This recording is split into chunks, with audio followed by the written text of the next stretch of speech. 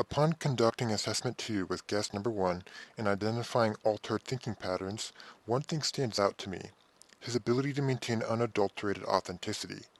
Disconnection from his spirit leads to a hands-off approach regarding implementing the Christian filter, letting the environment structure his psyche instead of through an interpersonal relationship with God.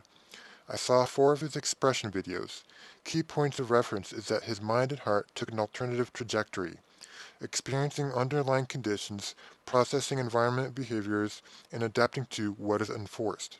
Instead of filtering out the unaligned influences through spiritual discernment, he altered himself with conscience and psych alterations. This is what I learned from his expressions: that his spiritual development was influenced by propaganda and current norms, opinions and projections, and performative validation. I can tell you immediately that your conscience is guaranteed to be altered when you source truth to the peripherals of man instead of on God's Word. As a result of falling into perception traps, I invite you to share with me your current psych disposition. In order to deconstruct what leads to pathological decline, let's identify the elements in your life that influence your poor choices.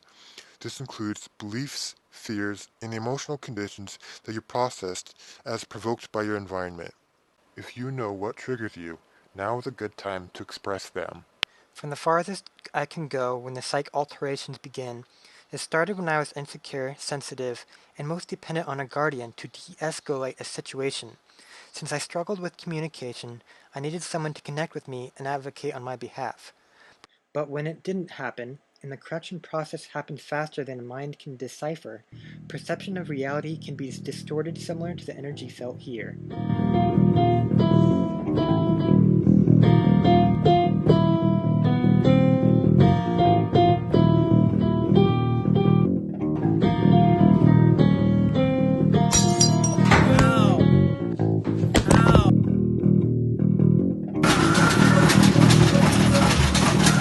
Like a psychological horror film, when one feels betrayed by their only source of security, environment once trusted and bonded with, I perceived as having suddenly switched disposition.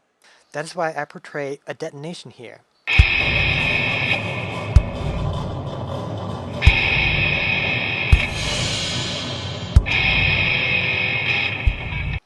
Unmet needs became the reality, not just an event. It is the day I screamed until I lost my outside voice. I disassociated from vulnerability and went through life like a roller coaster.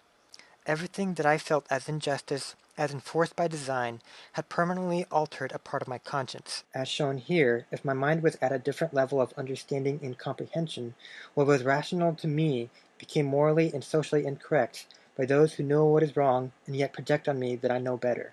To get a visual example, if truth was divided by perception, and these perceptions lack continuity, that means justice can only swing one way.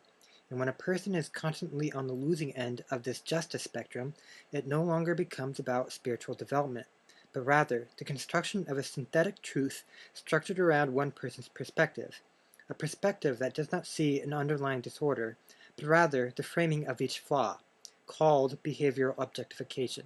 And when people join together in reinforcing this evaluation pattern, the perceiver develops another psych alteration.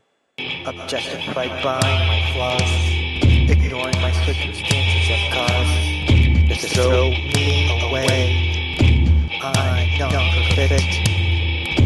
Meanwhile, maneuvering on this trail where I believe I'm the exception to the rule, my perceptions are validated in all areas where reality proves evident. Something's not right, this is no good, results don't look how they should.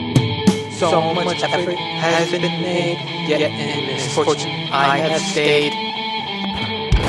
When these patterns are consistent in so many areas of my life, I have to question that either I have an intellectual handicap, or perhaps there's something within the social infrastructure that is rigged. I have to overthink, because if I don't, my psych dysfunction will adulterate my authenticity, which will manifest into making poor decisions. It is so easy to get swallowed up by this energy when I experience injustice. Hide from everyone, that I should trust no one. They knew my goals, they interpret my dreams, sabotaging progress my heart screams. Why?